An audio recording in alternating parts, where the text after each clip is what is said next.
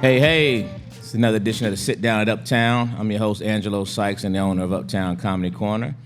And tonight we got a special guest. Came in here on a Thursday night, rocked the house. Got comedian Just Nesh in the building. How you doing? I am great. How are you? I'm wonderful, thank you. It's good to have you. Good to have you. Look, anytime I come, it's always a good time. So That's important, I'm right? happy to be here. It's very important because in some cities I be like, fuck y'all. But Atlanta, anytime y'all ask, I'm pulling up. That's what's up. That's what's up. It's good to have you. It's good to have you for sure. Thank you. You've done a lot of things since your last time here, you know. Yes. But we're going to talk about that in a minute. So what I like to do in all my interviews, I like to go backwards first, right? So I like to go way back. How far back? Please don't go too far. Yeah, we want to go way back. We want to talk about... Go to 2019. No, that's not far enough. That's not far enough. Let's do pre-COVID. We want to talk about young Tanisha Rice. Oh, God. That's what we want to talk about. We want to talk about... Like what? What was the young lady, the young girl growing up in Chi-Town? Tell us about your experience as a child. How were you as a student? Things of that nature. Man, who wants to know that? But Everybody. I would tell you. I feel like nobody needs to know. But as a child, as a young Tanisha Rice, I was definitely a straight A student. High school, elementary school, all that. And always cool. I wasn't in class clown, but I was most likable. So I've always been likable.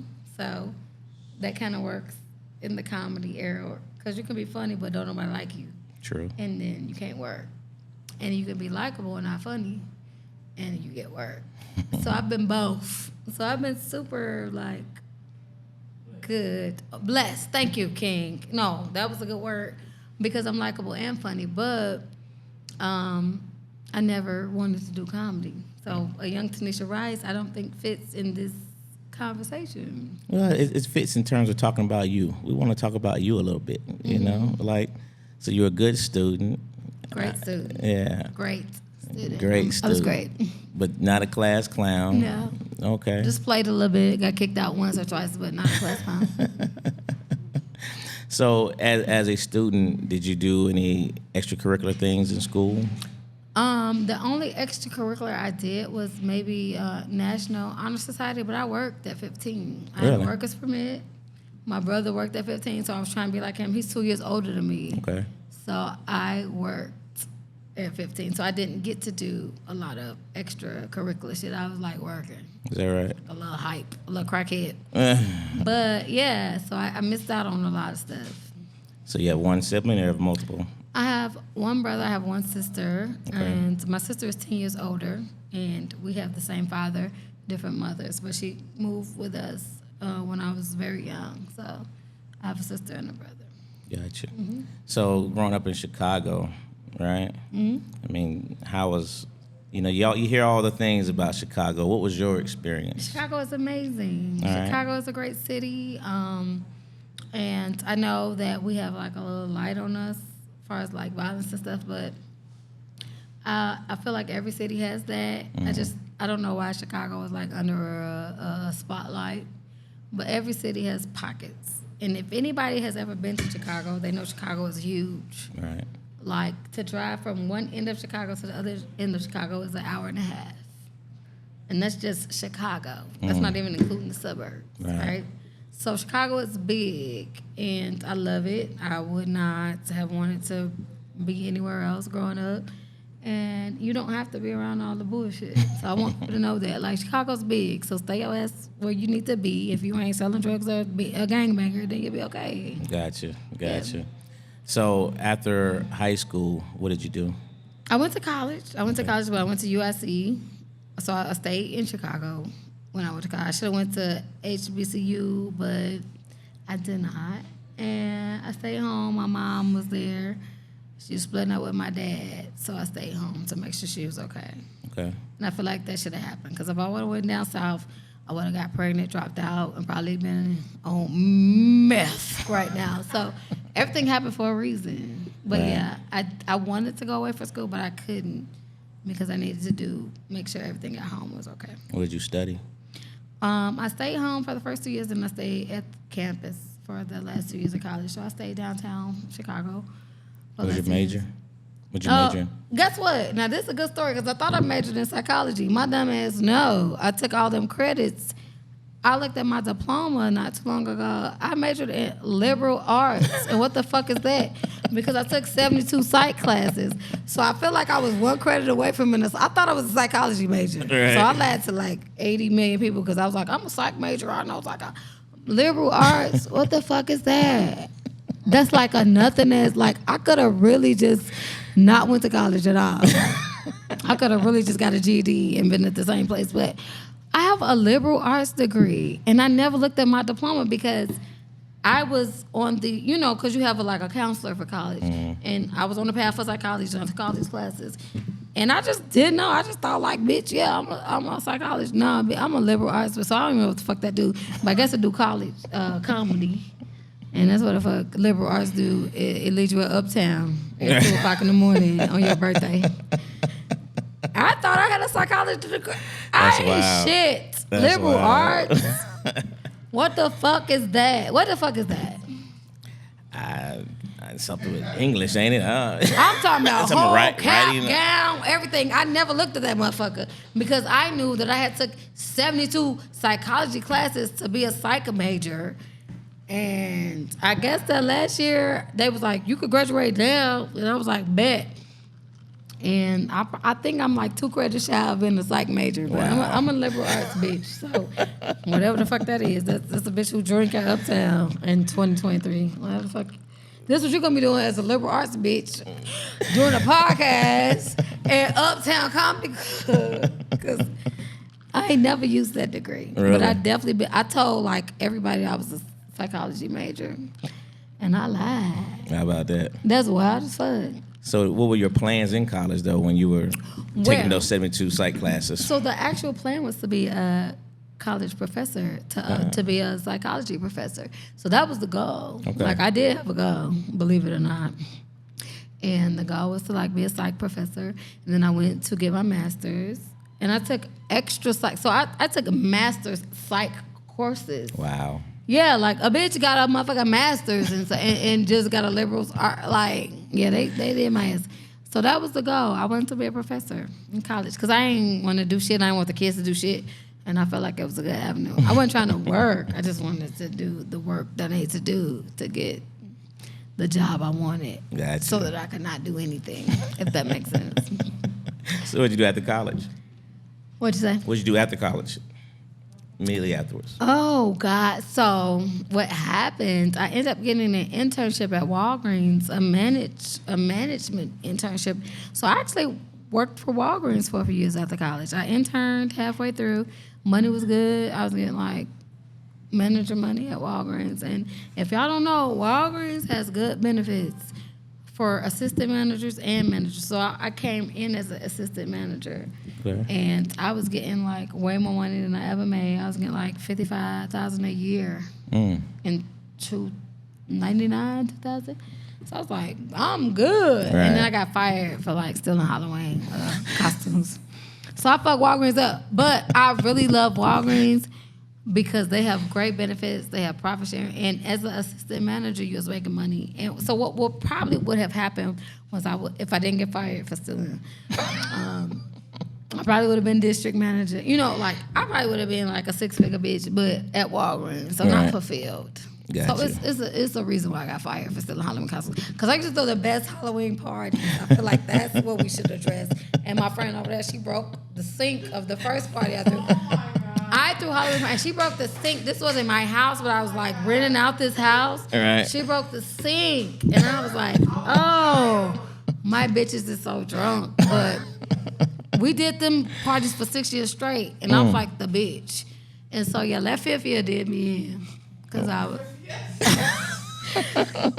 was working at Walgreens. I marked down all the decorations. I marked down every decoration, and they got my ass. I was working overnight. I was an overnight manager. Wow. And it caught up with me, and I was so sad because I really liked working at Walgreens. Yeah. It was a fun job for me. I'm personable. So it was people every day. Like our shit was basic, and I had benefits. I was making good money. But yeah, the Halloween shit fucked me up. So I still, because I feel like as good of an employee I was, like they could have gave me a second chance, and they didn't. Like no, because I was a dope ass employee. Like fuck this shit, fuck this shit. Y'all don't even care about these decorations like that. But I feel like because they fired me over that I could still anytime I go to Walgreens. So I do. So you do? Just some eyeliner, nothing crazy. But crazy. I do get a little eyeliner and some lip gloss because y'all owe me. They owe you, yeah. I was a great worker, Right. and y'all fired me. So every time I go, if I'm in the mood, I take a little eyeliner and a little lip gloss. Because I used to work here, and if they stop me, I'd be like, I used to work here. Right. And Y'all they let owe go. me anyway. Like, y'all owe me. Yeah. Yeah, but I cried I cried when they fired me because I really liked Walgreens. Yeah.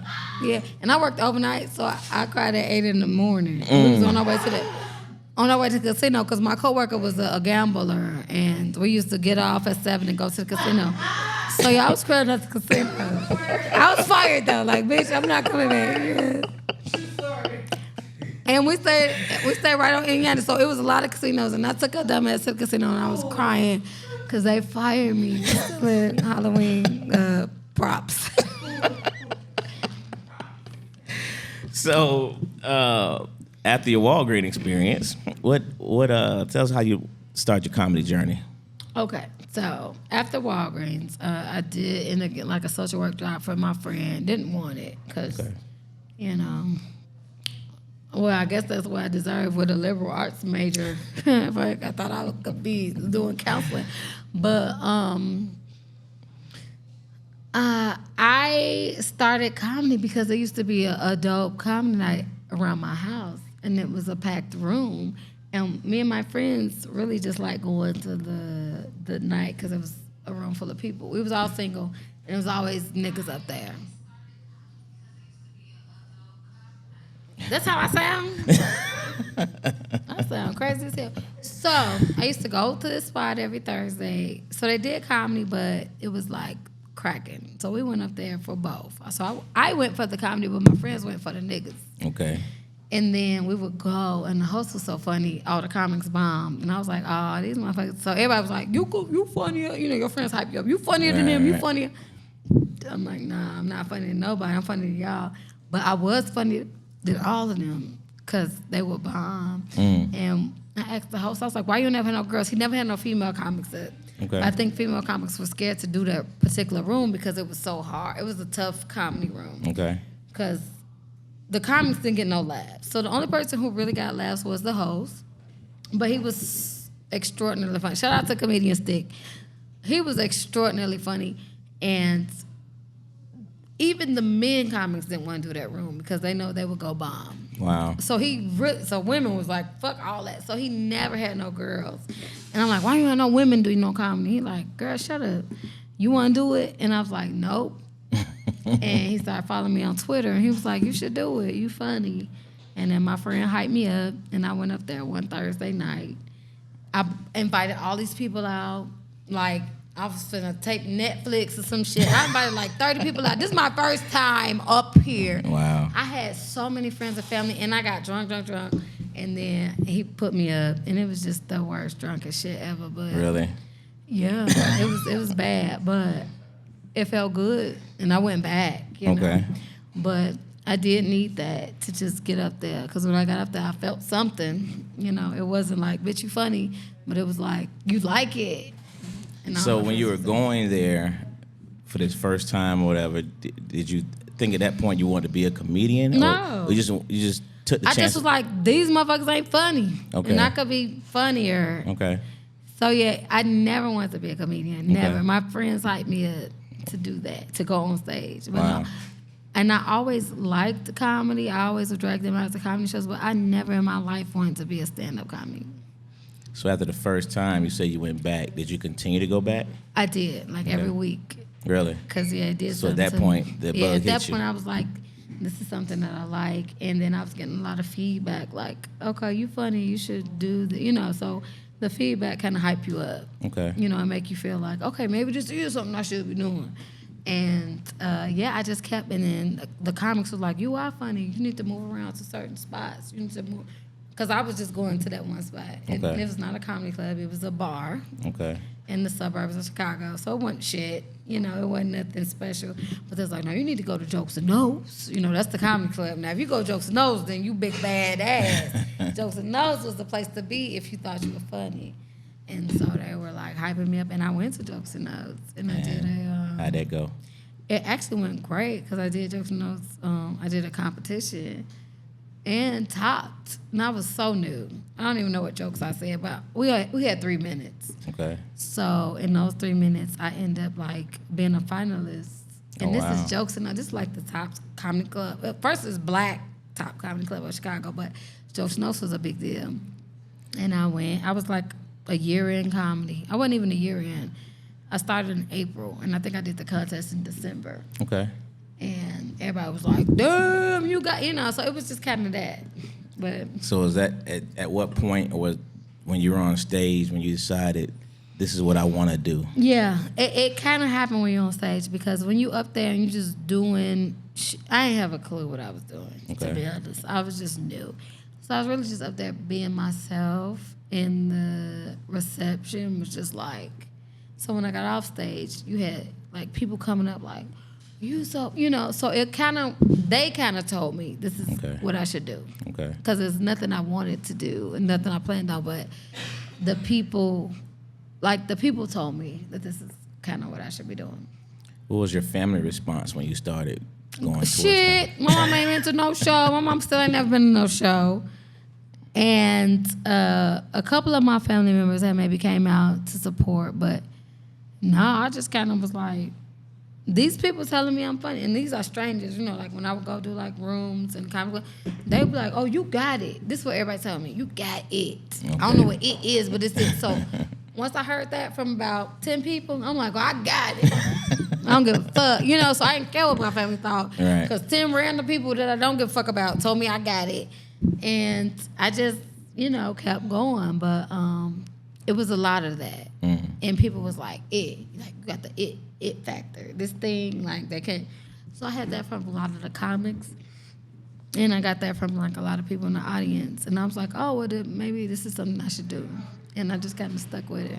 So what was the support system like from those comics? Did they gravitate to you, or? They did. Okay. And I feel like that's why my journey is so different from everybody else, because I had the support of Biko. So when I started comedy, like, Biko, I watched Biko on Comic View. I watched Damon Williams on Comic View. And I was like, they were like my, I watched all the Def Jam. So I'm in the era of watching Def Jam and comedy. And then when I started on this, like, fake comedy journey, I had the people who I watched come tell me, like, oh, you got it. So when that kind of happened, I'm like, oh, well, this is something I probably should do, because ain't no way Biko and Damon Williams and Ballhead and Monica, like all the people who I watch are telling me this. They ain't blowing smoke on my ass. Yeah, comics be wanting to fuck, but nobody want to fuck me. So I was just really funny. I mean, they wanted to fuck me too because I'm super cute, but nobody wanted to. They was not telling me that because they wanted to fuck. They were telling me that because they were genuinely like, oh, no, you are funny, Yeah. And I was like, so maybe I should take it a little more serious because I have these particular people, and that makes a difference. Because if it's like a regular stupid-ass motherfucker, you'd be like, okay, cool. But when it's the people that you look up to and you watch and you love, and it's like, oh, maybe I should kind of hone into this and see what to do. Yeah, so it was crazy because it happened quick. It was like really? This. Like, I started, and then my name kind of went out, and then all the Chicago comics were like buzzing, and they were like, oh no, it's this bitch. We don't know who she is. She can come, just came out the blue and was just like, bah, bah, bah. And then they was like, oh no, you got it. So I kind of took their shit and ran with it. So how did you start coming up with your actual sets? Was that something you just did naturally, or Yeah, it was very much natural.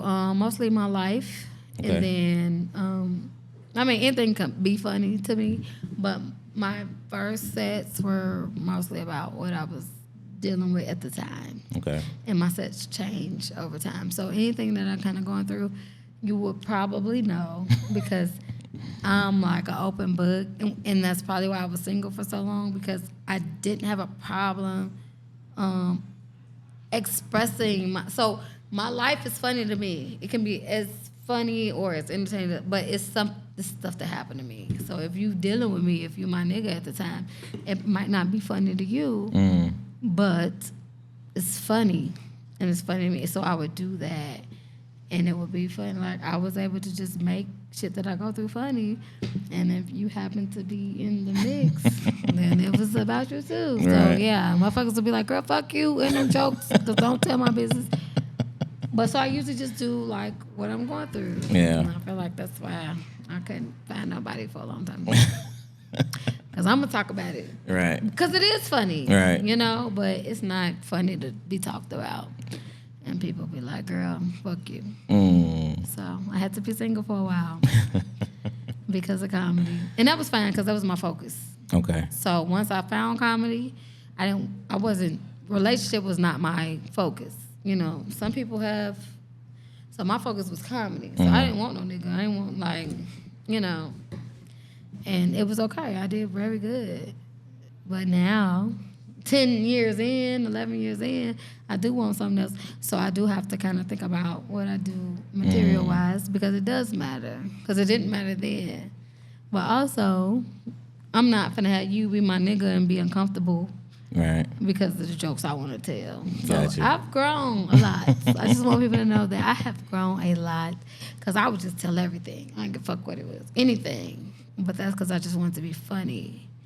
But I'm realizing that anything can be funny, and I can make anything funny, so I don't have to like put our shit out there. Gotcha. Yeah, but yeah, no, that fucked me up. Yeah. So what was your first show out of Chicago? God damn, my first show out of Chicago probably was some weak ass shit in Wisconsin. I don't know. Indianapolis, you know, some close shit that a motherfucker just take me on because I'm funny. You know how comics do. It's a budget.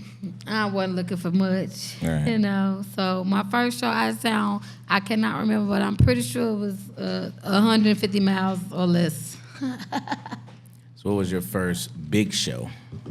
Now my first big show, and which was crazy because my first big show was actually on TV.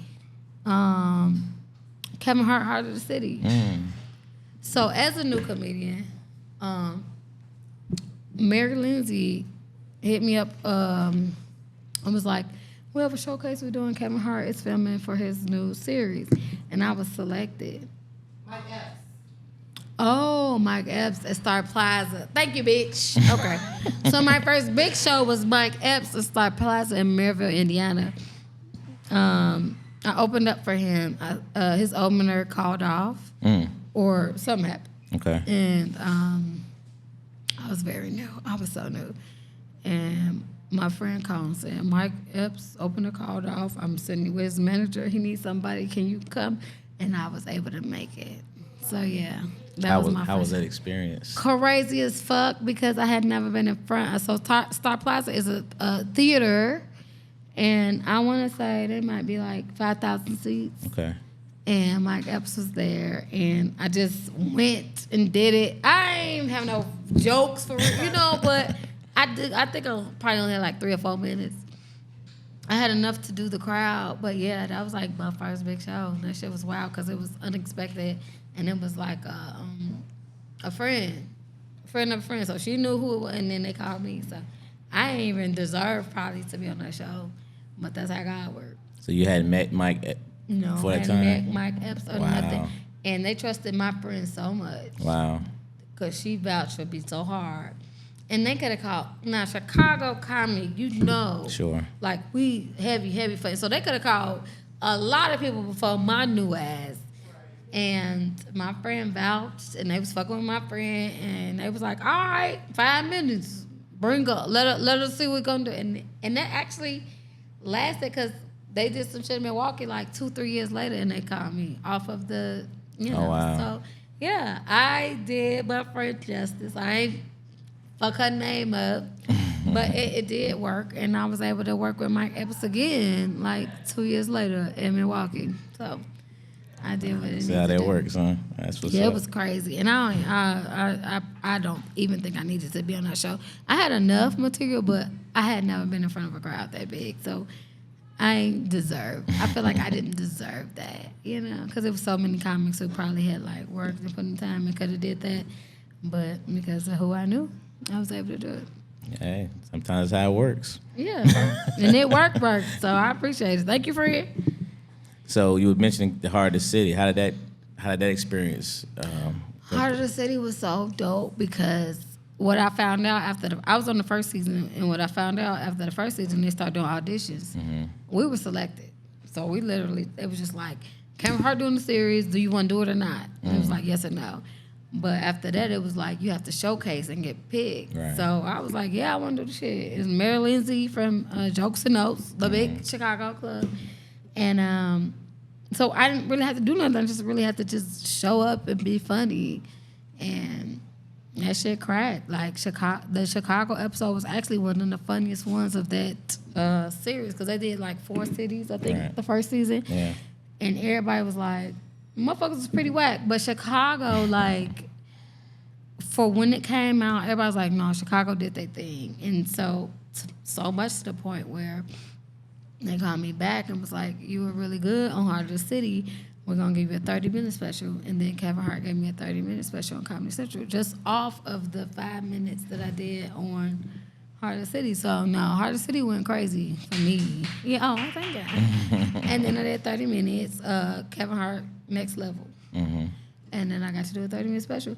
And I still feel like all this was, like, really rushed. You know, because this was, like, 4 or 5 years into my comedy career. Right. And definitely grateful for it, but also I just kind of feel like it was so many comedians who had like grinded and put in work that could have had that opportunity, and it was coming to me. I didn't question why, but also it was very fast because to have a 30-minute special on Comedy Central was a big deal. Big deal. And I had only been doing it for 4 years, so I appreciated it, but at the same time, I had knew so many other people who. Did it make you feel guilty in some kind of way? I want to say yes. Yeah. I do. Yeah. Because I had known like a few people who could have probably took that spot, and I was just new. So it did, and I didn't realize it till now when you asked me that question. But yeah, it was like a guilt thing. Like, damn, why me? But not why me, but why not all these other people who are super funny? It's just one of those things. What's for you is for you. And that's correct. And that's what I had to realize. But it was so many Chicago comics who it was so many Chicago comics though who deserved it also. Not saying that I was undeserving, but by me being so new, and Chicago was breeding like beasts, and then I get the 30-minute Comedy Central special. So it was a lot of hate involved. But You felt, heard, sensed the hate? Yeah. Yeah. Yeah. It was a lot. Oh, she fucked away. And I hadn't fucked nobody at this point. That's why I was like, damn, I got the fuck. I ain't fucked even nobody. But that's what comes with it. Like, oh, she fucked her way up. And I ain't fucked Kevin Hart. None of the producers. Like, none of that. I just was genuinely funny. And people took a liking to me. Like, people took a liking to me. And the word got around. And when I work with people, you know, it kind of just did its own thing. And then I did my job. I was funny. So that shit spread. Right. Because also I was a female. And people be like, bitches ain't funny. So I was like, funny. And what people were telling me, oh, you funny like a nigga. Not that that's a compliment to me. Because I'm like, I know a lot of niggas that be bombing. So that's not a compliment to me at all. Right. But for the world, people be like, oh, bitches ain't funny. I'm like, niggas ain't funny either, but it's just so many more y'all than me. So it's just a numbers game. Yeah.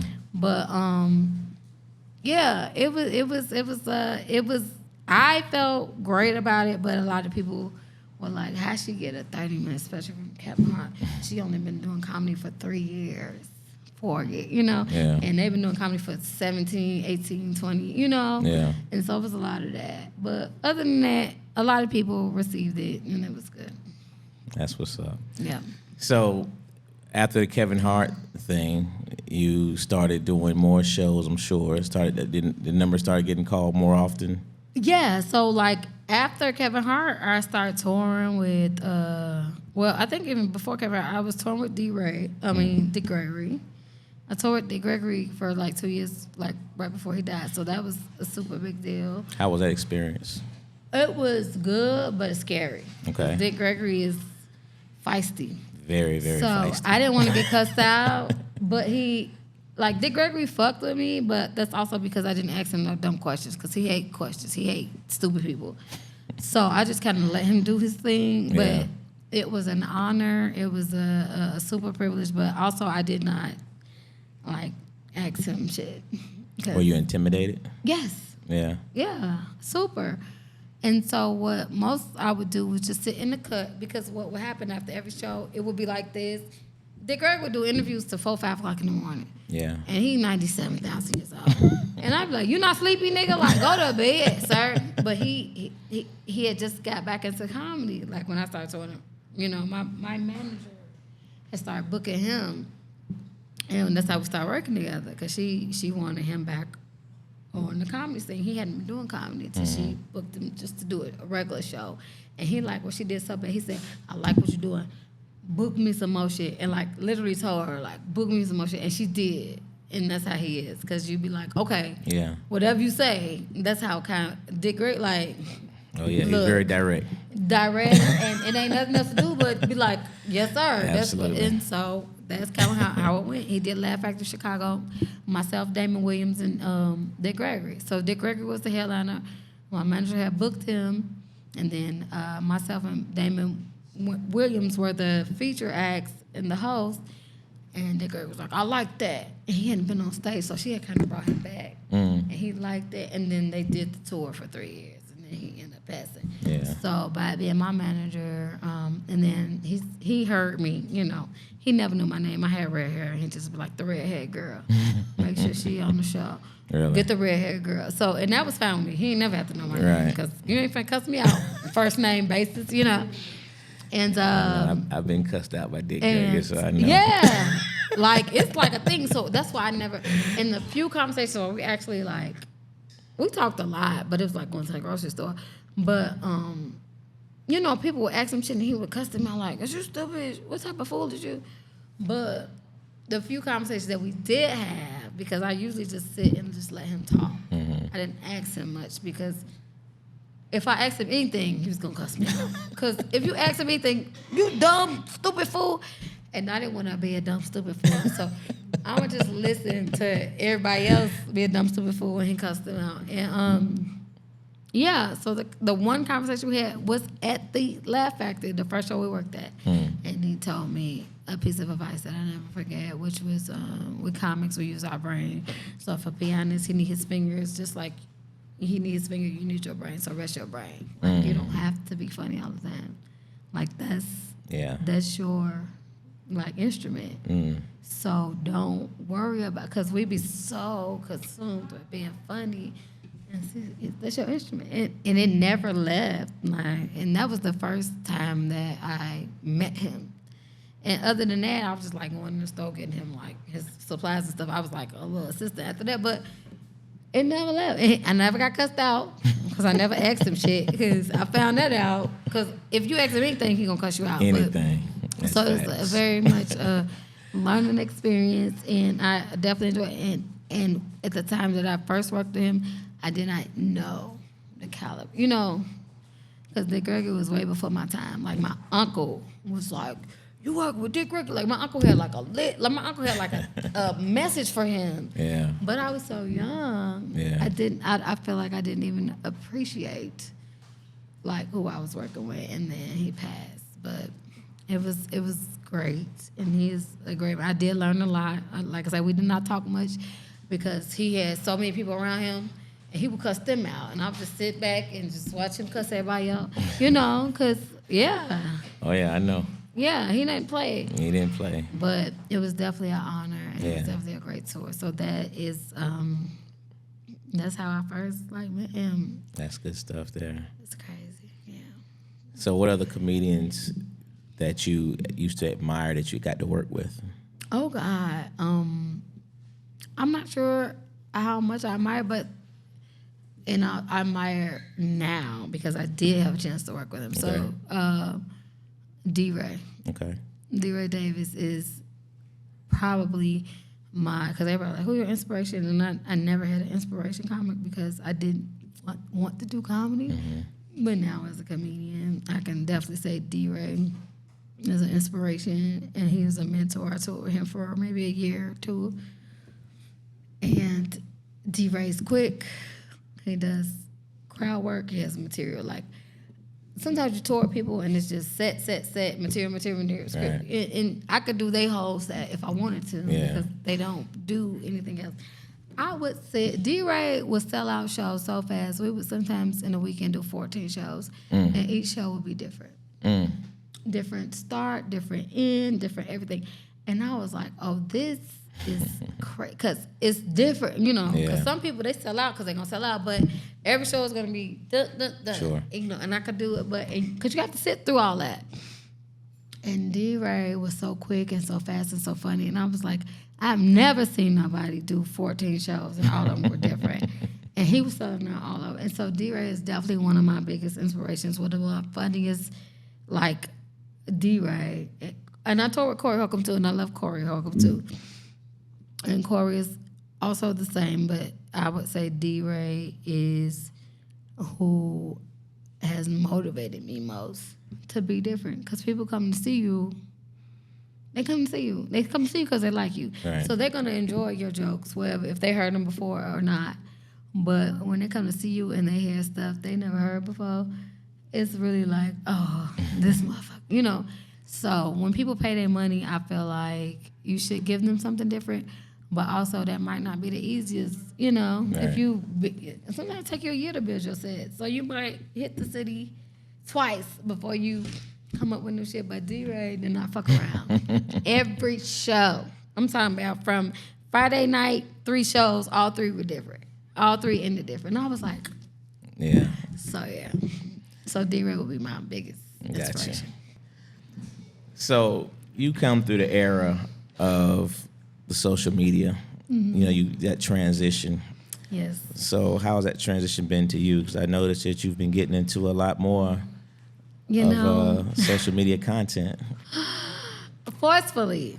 Forcefully. I have, and I actually am grateful that I came through the era because it's a lot. So it is a lot. I'm standing to the heart, standing to the game. So, but also I get social media, and I'm able to kind of do both, which I hate. Really? I do hate social media. I would rather much this would be like Def Jam days, and I could just do like a Def Jam set and just go across the country doing stand up. But that's not where we at no more. Right. So yeah, social media is involved, and I can work both. And I try to as much as I can, but I get it. I'm just a little lazy with social media. So I know that any of my shortcomings are because I don't want to engage in social media, but I can. Okay. So it's coming from like a lazy aspect, and I'm getting better at that. I'm getting better, but I hate social media. Yeah, social media. I don't even think I like people. I feel like I don't like people in real life. And social media just amplifies all the people that you have to deal with in real life. So if that's I'm bold on stage and I'm this on stage, but I like to be left alone. Okay. And that's on social media and in real life. Okay. But for now, you have to be like all this social media, so you get that back. And then in real life, you have to do this and you get that back. Thank you, friend. That's my best friend. That's my best friend. She's a real bad bitch. And so you get all that back, and I'm realizing that I'm not as social as I thought I was, because the gag is when I was in college and with these hoes, life of the party, right? Life of the party. But I'm not getting paid for it. I'm not doing comedy, but just outgoing. And then when I started doing it on stage, I started being like this around people because it's like, that's a lot of energy, you know? So it was a transfer. And I do not like, and I don't want to say this on here because people gonna think I don't like them. It's not that I don't like people, but it's just a lot of different energies that you have to deal with. And I don't think that's normal. Gotcha. It's not normal to be bombarded with all this. And as outgoing as I thought I was, I'm not that. So I'm very much like chill behind the scenes if I can be. Well, I don't like it. I don't like social media, and I don't like people. Okay. I don't know how that sounds, but I don't. And I'm nice though, so I'm always gonna be respectful, and I treat people how I want to be treated. But I would rather much just wake up and just do my regular life and not be like bombarded. I don't like people at the shows. I don't like none of that shit. Couldn't tell. I know. You do a good job disguising it. And you shouldn't tell because it's not nothing that it's nobody's, problem. It's my problem I should deal with. But anybody who come fuck with me, I fuck with y'all. I'm grateful. So you going to get that right back. But in my head, I'm like, I cannot wait to get away from everything because it's a lot. It's just a lot of energy. Yeah. And I don't like that. I don't like the social media. I don't like intentional social media. I don't like attention first. So this might even be something that I like doing. To be honest, people get on my nerves. She get on my nerves. So it's like a lot of hers, and I have to her 20 of them. You would go crazy. Yeah. I don't feel like it's normal for one person, and I feel for celebrities, but it's not normal for one person to be bombarded with all this energy and all this. And whether it's love or fake or hate or it's not normal. And we just deal. So where did the dating thing come from though? Because those things are pretty funny. Oh, that's Hot Girl Summer because I was really looking for my guy. Okay. Like I said, when I filmed that, I was 38, 37. And I was like, I'm going to date as many people as I should till I find my person. And so the whole, City Girls, that was a big thing. And it was hot girl, single. Mm-hmm. But it's all this is fun, but if I really want somebody, I can't do this with y'all. So yeah, I'm finna date and, see who's out here. And this is going to be my last Hot Girl Summer because I'm finna find somebody. I want a nigga. I want a husband. I want to be out here single and I want to be 45, out here twerking. And so I was intentional on that being my last Hot Girl Summer. And not it's a bad thing, but for me, it's I want a nigga. So yeah, I'm finna find him. And so that was last Hot Girl Summer. I'm finna run these niggas through, and I'm going to find.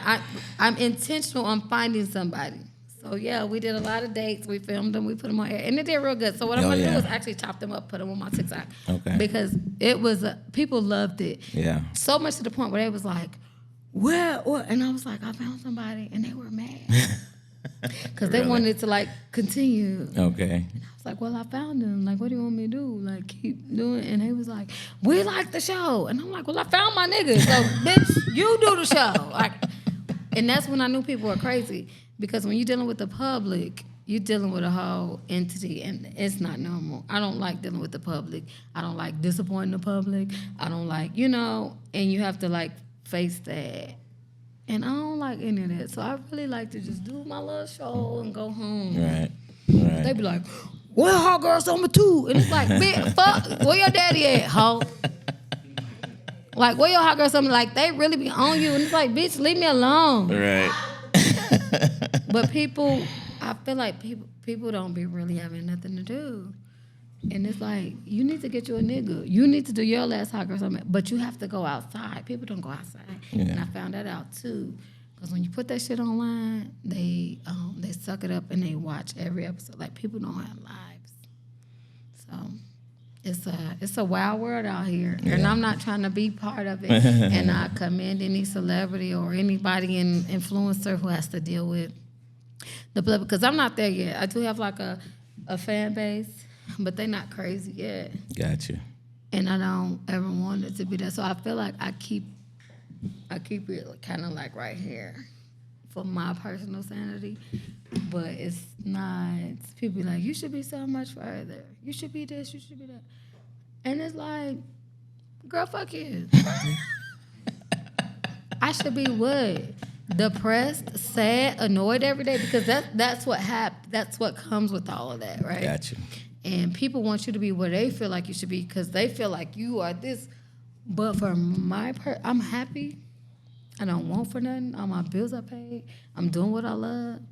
So why can't that be enough for me? People are like, oh, you need to be on movies. You need to be, and which is fine because I feel like it's coming. But it's so much that comes with all of that.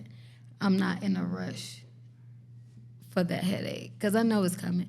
And they on my nerve at this level. So I know that if shit ain't go any past this, I'm going to just not be, it's a lot. That kind of leads into my next question is, you've done a lot in a short period of time. You've blazed many stages. You toured a lot of big comedians. What is it that you have on your horizon that you say, okay, this is my goals. This is what I want to do? Mm-hmm. So my personal goals is to do my personal like web series and all, because everything right now is you can kind of just pop whatever you want. So I have some web series in the making, and I have some projects that I work on. So I really just want to focus on my personal things and let them do what they need to do, because they are really dope. I do a speed dating comedy event that is like super dope. Okay. So that's one of my focuses, and because it is a lot of single people out here, and I feel like we're not intentional on meeting people. Like you go out and you hope to meet people, but if you can put together an event where everybody's single and everybody has the same intention on like trying to meet somebody and date, like that's important to me. As a 39-year-old woman who was single and out here trying to find love.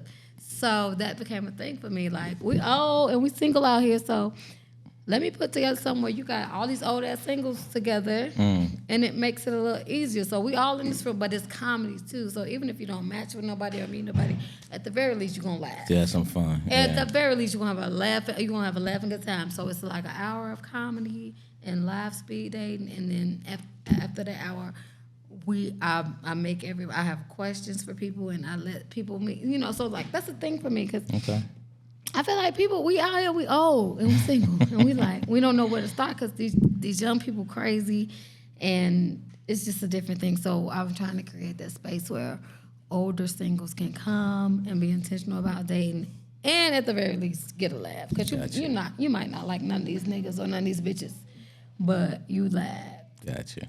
So that's big for me. And then there's a couple of TV shows that we are doing. Okay. But yeah, I just want to like make people laugh. I have shows I do in Chicago. I have shows, I have my tour. But I just want to make people laugh. I am kind of like a behind the scenes person. I'm not a limelight person. I've never been.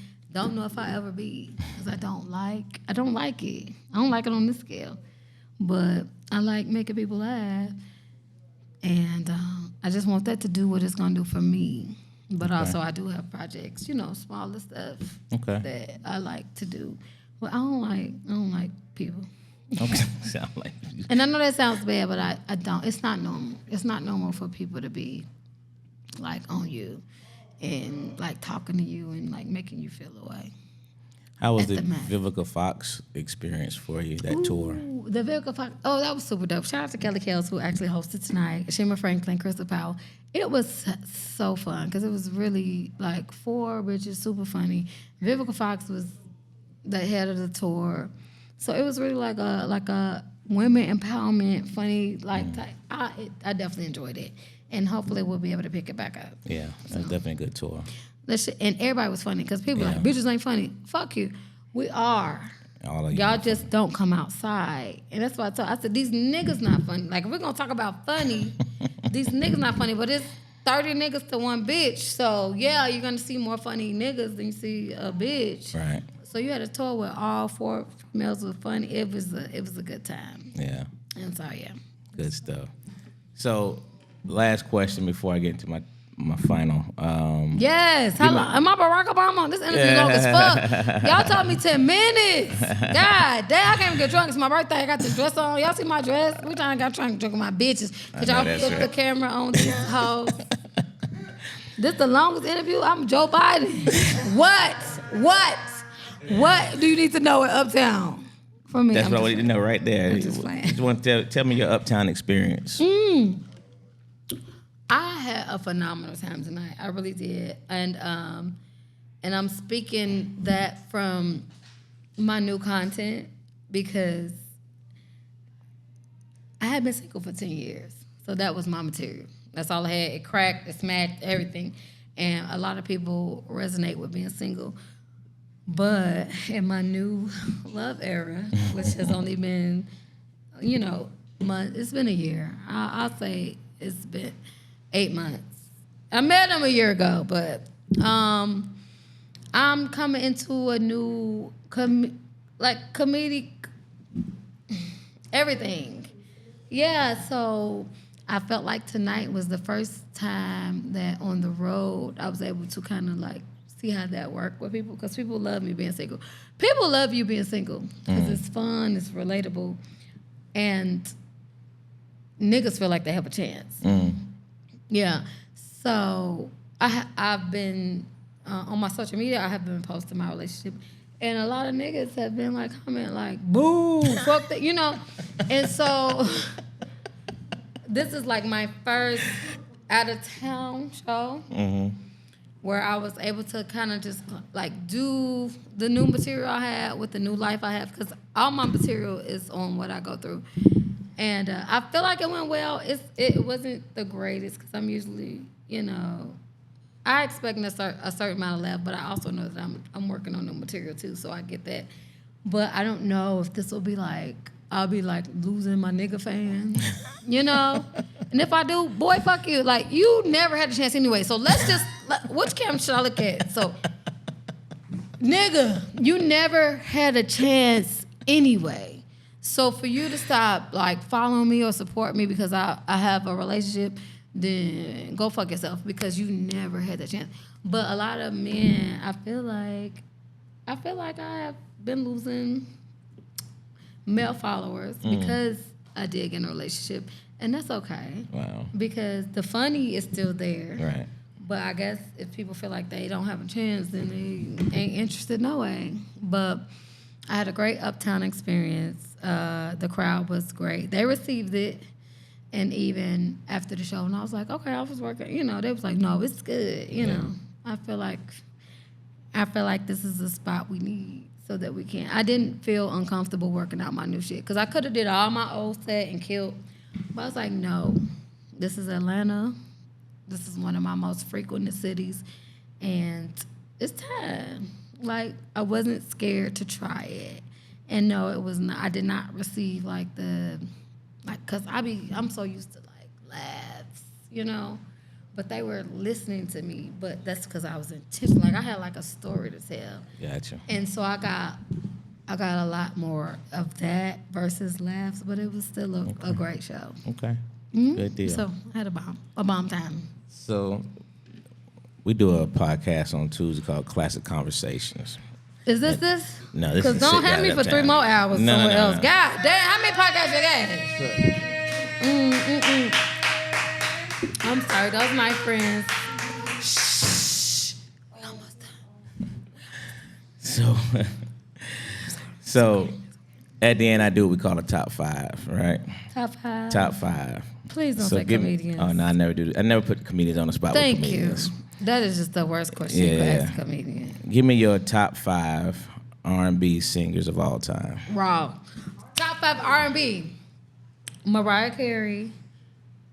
I don't think Boyz II Men count as a singer, but just let me have that.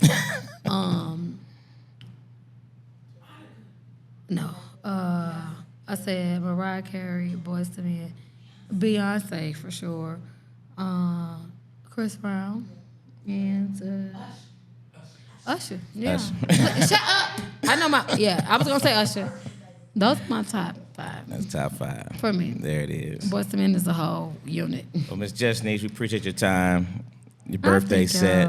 Appreciate you coming to my birthday. Uptown to Thank celebrate you. it with us. I had so much fun. That's what's and I up. thank y'all. I love Atlanta and I love Uptown, even from when it was in the dungeon next to the strip club.